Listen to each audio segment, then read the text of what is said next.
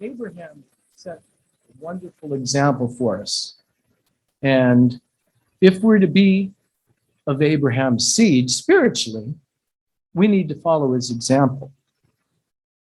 Now we're going to go back to the faith chapter. So we're going to go back to Hebrews 11.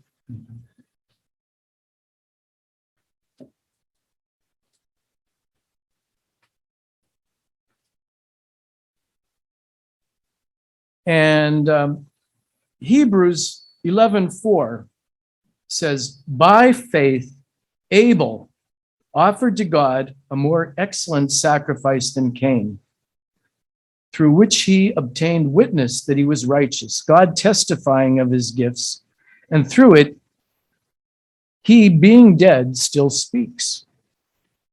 So Abel, technically, was the first Christian martyr. And he was put to death because of a jealousy, because of his obedience. Thank you.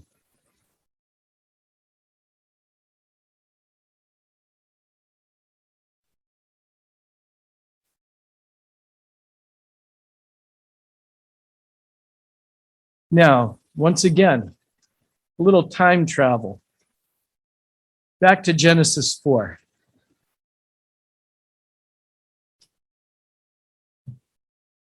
And Genesis 4, I'm going to do verses 1 through 5.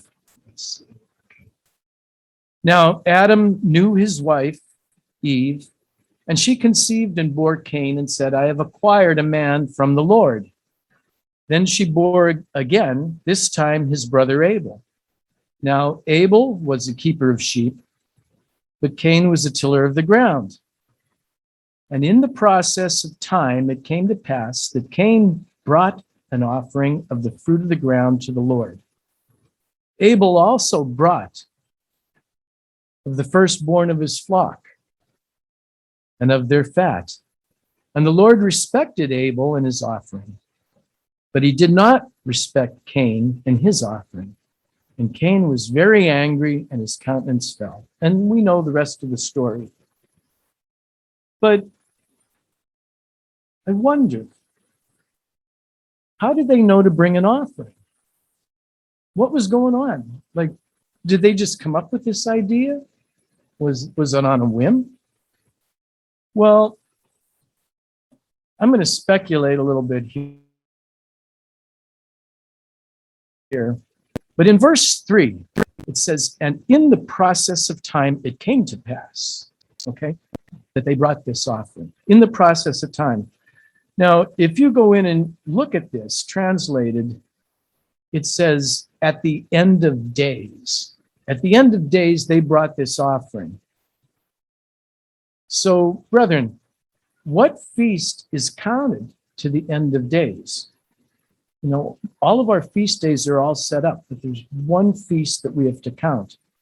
And if we look at it in Leviticus 23, we would see that the Feast of Pentecost is the only one that's not set on a certain day or of the month or anything like that, but it has to be counted from the day after the Sabbath during the Feast of Unleavened Bread.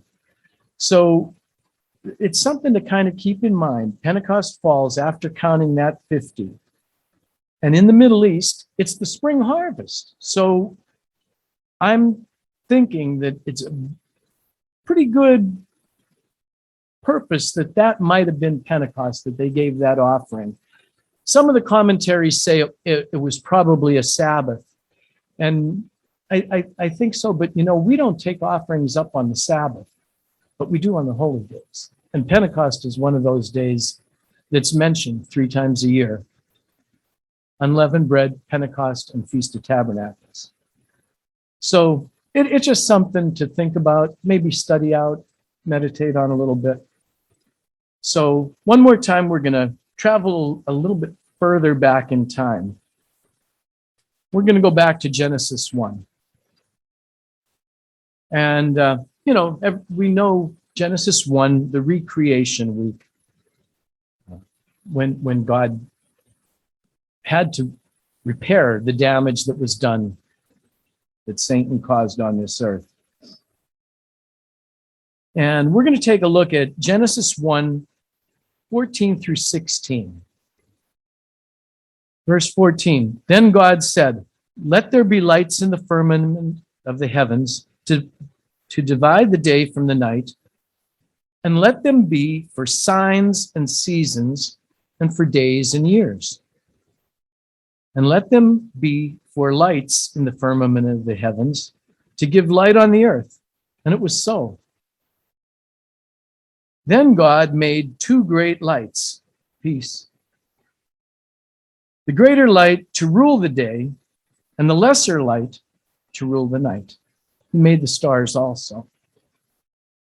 Now, we have the sun, planets orbit around the sun. We're on the earth, and the moon goes around the earth.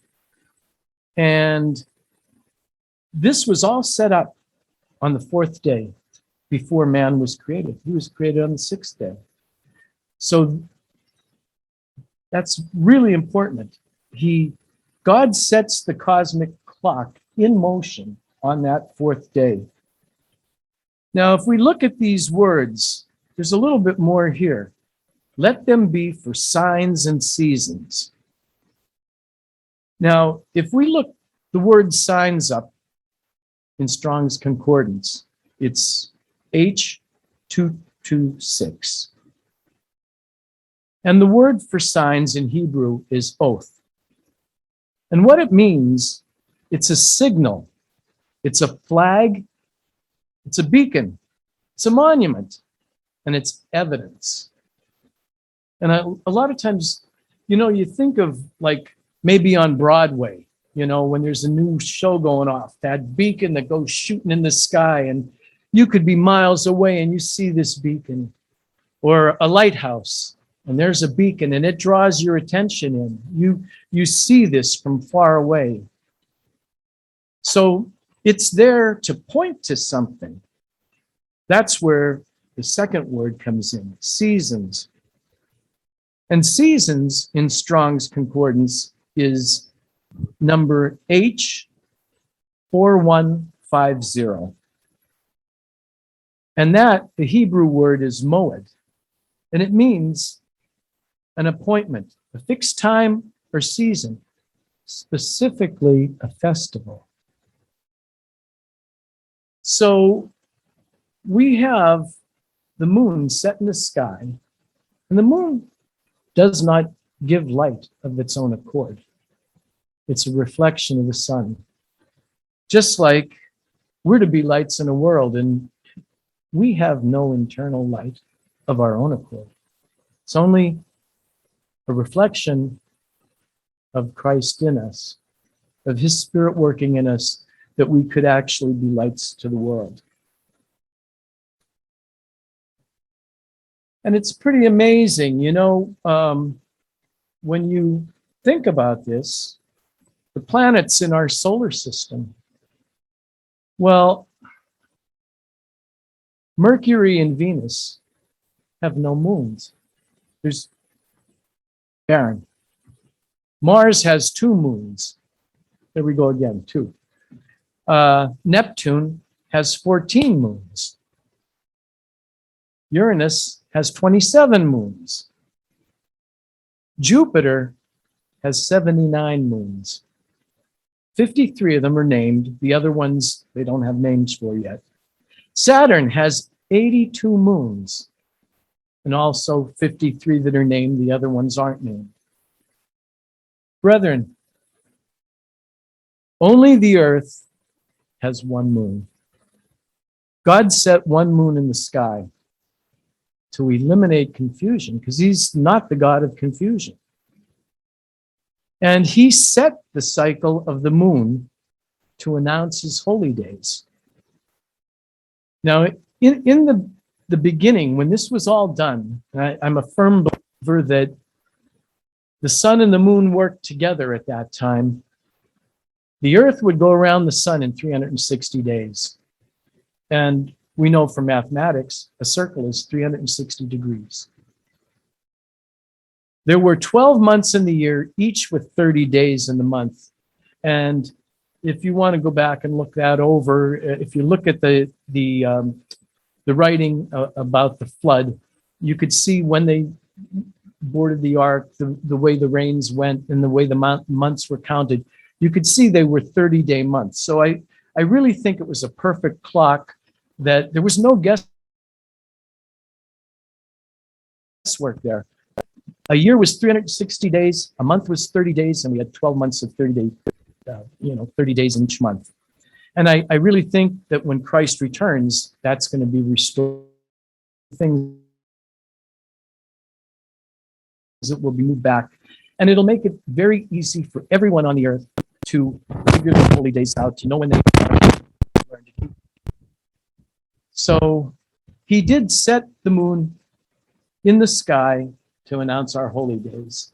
And it's amazing because the Feast of Unleavened Bread and the Feast of Tabernacles both begin when there is a full moon, a reflection of the church.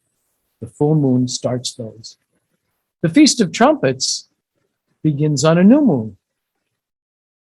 And then atonement, well, we count the 10 days after that.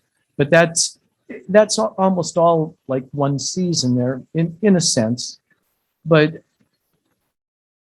the purpose that we have that moon up there is that we can know when the holy days are. Scientists might say it has to do with gravitational pulls on the ocean and everything, which is very true. But I think the main purpose that we have one moon and not 82 or something like that is that we can see when these holy days are. And brethren, we know Jesus Christ kept the holy days. And every one of his faithful servants, from Abel right through to today, right here today, keep his feast days, his holy days, his weekly Sabbaths. So it's our heritage to do this. But more importantly, it's our Creator's command to do it. And he has a lot to teach us in that. So as we go through this feast, we're going to learn quite a bit. And we need to keep it in our hearts, in our minds, and carry it with us through the year to the next feast. So, brethren, let's rejoice in this feast, fellowship together, enjoy each other's company, and remember, we're in good company. We have all of God's servants before us that in the future we'll have an opportunity to meet.